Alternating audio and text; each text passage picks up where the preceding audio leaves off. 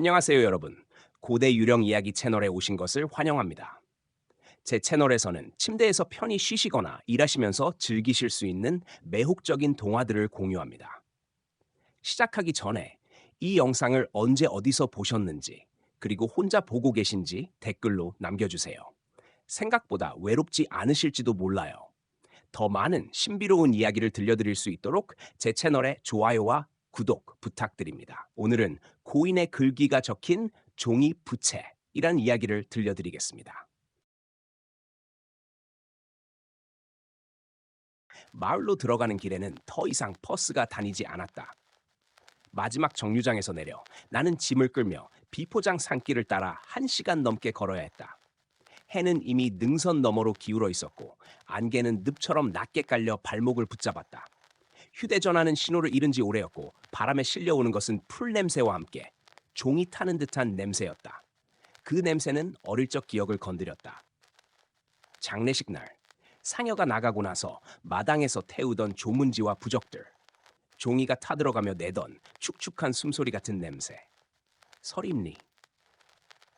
낡은 나무 표지판에 적힌 마을 이름을 읽자 가슴 안쪽이 이유 없이 서늘해졌다. 나는 이곳에 온 것이 처음이 아니었다. 하지만 다시는 돌아오지 않겠다고 12살의 나는 분명히 마음속으로 맹세했었다. 마을 입구에는 아무도 없었다.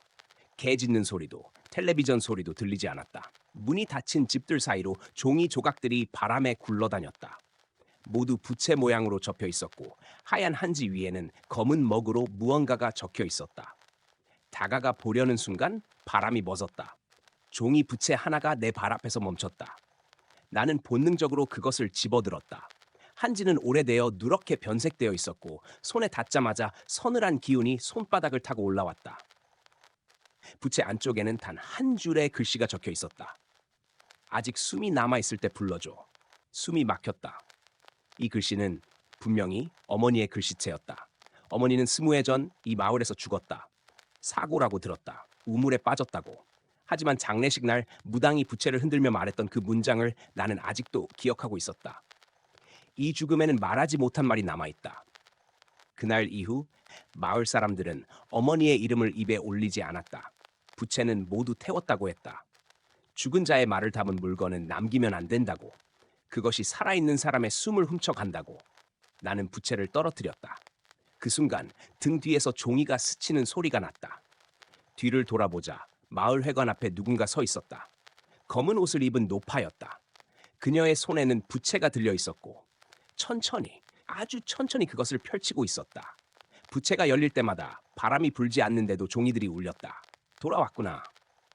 노파의 목소리는 바람에 젖은 종이처럼 갈라져 있었다. 너희 어머니가 기다렸어. 말을 다 못했거든. 나는 도망치듯 숙소로 향했다. 어릴 적 살던 외삼촌집, 지금은 비어있다는 말을 들었지만 문은 열려 있었다. 집 안에는 아무것도 변하지 않은 듯했다. 장판의 얼룩, 벽에 남은 손자국, 그리고 안방 장롱 위에 올려진 작은 상자. 나는 그 상자를 열지 말았어야 했다. 안에는 접힌 종이 부채가 7개 들어있었다. 각각의 부채에는 다른 글씨가 적혀 있었고 마지막 부채에는 이렇게 쓰여 있었다. 네가 읽는 순간 우리는 다시 숨을 쉰다. 그날 밤 집안 어딘가에서 부채를 흔드는 소리가 들리기 시작했다. 천천히, 규칙적으로, 마치 누군가 숨을 고르듯이. 나는 이 마을에서 죽은 자의 말을 다시 불러내고 있었다. 밤은 예상보다 빨리 깊어졌다. 전깃불은 켜졌지만 빛은 방 안을 완전히 채우지 못했다. 벽 모서리와 천장 틈에는 늘 그림자가 남아 있었고 그 그림자들은 미세하게 흔들리며 서로의 경계를 침범하고 있었다. 부채 소리는 새벽까지 멈추지 않았다. 처음에는 바람 때문이라 스스로를 속였다. 그러나 창문은 굳게 닫혀 있었고 종이장 하나 움직이지 않을 만큼 공기는 정체되어 있었다. 사각, 사각, 부채를 펼쳤다 접는 소리였다. 마치 누군가 침대 곁에 앉아 숨을 고르듯 손목을 움직이는 것처럼. 나는 이불을 뒤집어 쓰고 눈을 감았다. 귀를 막아도 소리는 머릿속에서 계속 울렸다.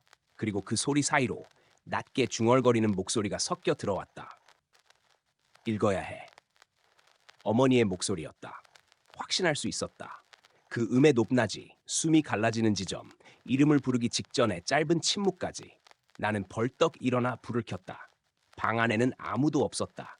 하지만 장롱 위에 있던 상자는 바닥에 떨어져 있었고 부채 7개가 원을 그리며 흩어져 있었다. 부채 하나가 아주 조금 스스로 펼쳐졌다. 나는 뒤로 물러섰다. 심장이 갈비뼈를 때릴 듯 뛰었다. 부채 안쪽의 글씨는 분명히 바뀌어 있었다. 왜 이제 왔니? 먹이 아니었다. 붉었다. 마르지 않은 듯 글씨 끝에서 천천히 번지고 있었다. 그 순간 거울 속에 내가 눈을 마주치지 않았다. 분명 나는 거울을 보고 있었는데 거울 속에 나는 고개를 약간 숙인 채 바닥에 떨어진 부채들을 바라보고 있었다. 보지 마. 입이 움직였다. 거울 속에 내가 말했다. 나는 비명을 지르며 고개를 돌렸다. 거울은 원래대로였다. 그러나 바닥의 부채 중 2개가 더 펼쳐져 있었다. 각각의 부채에는 다른 문장이 적혀 있었다. 우물은 아직 젖어 있다. 부르지 말았어야 했다. 새벽녘이 되자 소리는 멈췄다. 대신 집 안에는 낯선 냄새가 가득 찼다. 젖은 흙, 오래된 나무, 그리고 썩은 머리카락 같은 냄새. 나는 더 이상 혼자 있을 수 없다고 느꼈다. 날이 밝자마자 마을로 나갔다. 하지만 마을은 어제보다 더 비어 있었다. 열려있던 문들은 모두 닫혀 있었고 창문마다 한지로 된 부적이 붙어 있었다. 부적에는 공통된 문양이 있었다.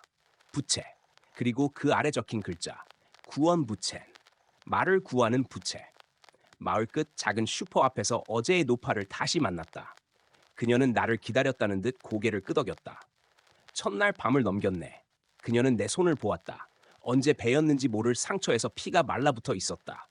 이미 절반은 건너왔어. 나는 그녀에게 어머니의 이야기를 물었다. 우물, 사고, 부채, 무당, 모든 것을. 노파는 잠시 침묵하다가 말했다. 사고가 아니었지. 의식이었어.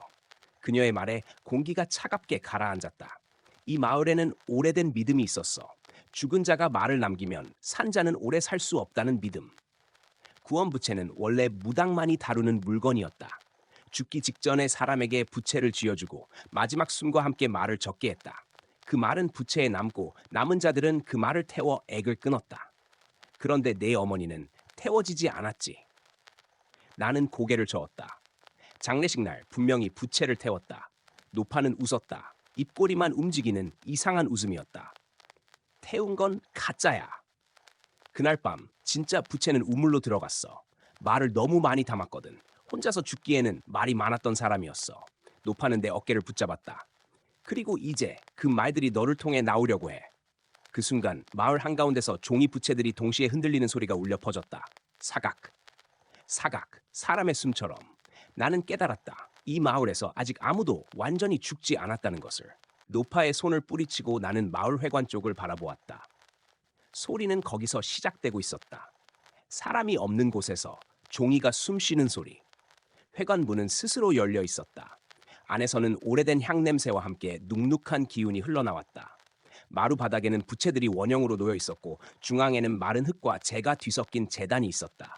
제단 위에 놓인 부채 하나가 나를 향해 펼쳐졌다. 내가 와야 끝난다. 순간 머릿속으로 기억이 쏟아져 들어왔다. 어릴 적 밤중에 어머니 손에 이끌려 회관에 왔던 기억. 무당들이 둘러앉아 부채를 흔들던 장면. 그리고 우물. 우물가에 서 있던 어머니는 울고 있지 않았다. 그녀는 너무 많은 말을 품은 얼굴을 하고 있었다. 살고 싶다는 말, 떠나기 싫다는 말, 그리고 아이를 혼자 두고 갈 수 없다는 말. 무당들은 그 말을 끊으려 했다. 그러나 의식은 이미 어긋나 있었다. 부채에 적힌 말이 너무 많아 태워도 사라지지 않는 말이 되어버린 것이다. 그래서 우물에 묻은 거야. 노파의 목소리가 뒤에서 들렸다. 물은 말을 삼키니까. 나는 우물로 달려갔다. 덮개는 열려 있었고 안에서는 차가운 바람이 올라왔다. 우물 속 벽면에는 종이 조각들이 붙어 있었다. 모두 부채에서 찢겨 나온 조각들이었다.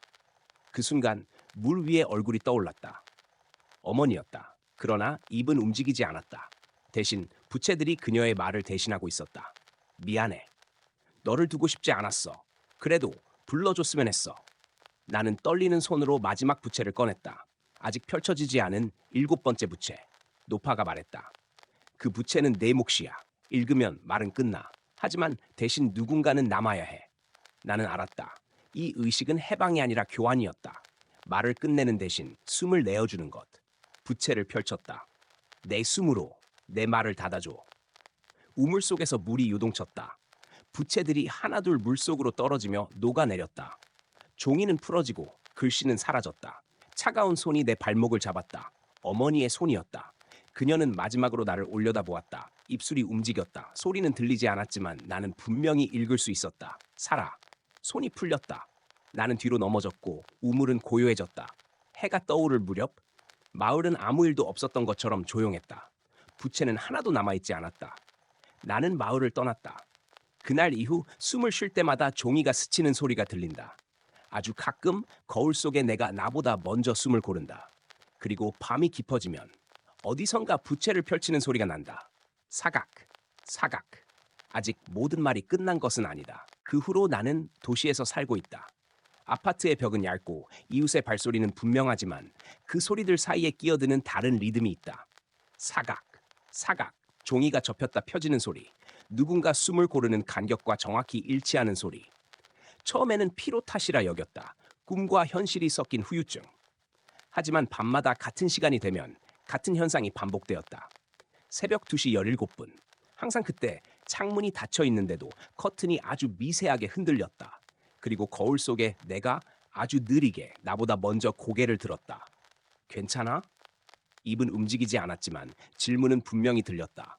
내 안에서가 아니라 바깥에서. 나는 대답하지 않는다. 대답하는 순간 다시 부르는 것이 될까봐. 어느 날 아침 출근 준비를 하다 세면대 아래에서 낡은 종이 조각 하나를 발견했다. 부채의 살 부분이었다. 분명히 버린 적도 가져온 적도 없었다. 종이에는 아무 글씨도 없었다. 하지만 물에 적시자 서서히 글자가 떠올랐다. 아직 한 사람이 남아있다. 그날 이후 숨이 가끔 막힌다. 특히 말을 삼켜야 할 때. 하고 싶었던 말, 하지 못한 말이 가슴에 오래 머물 때마다 어딘가에서 부채가 흔들린다. 무당의 말이 떠오른다. 말은 사라지지 않는다고. 태워도 물에 잠가도 다만 옮겨갈 뿐이라고. 나는 이제 안다. 그날 우물에서 끝난 것은 의식이 아니라 장소였다는 것을. 구원부채는 없어졌지만 말을 대신 숨쉬는 존재는 사라지지 않았다. 밤이 깊어질수록 거울 속에 나는 점점 나를 닮아간다. 그리고 나는 가끔 내가 누구의 숨으로 살아있는지 헷갈린다. 사각, 사각. 지금도 내 안 어딘가에서 누군가 말을 접고 있다.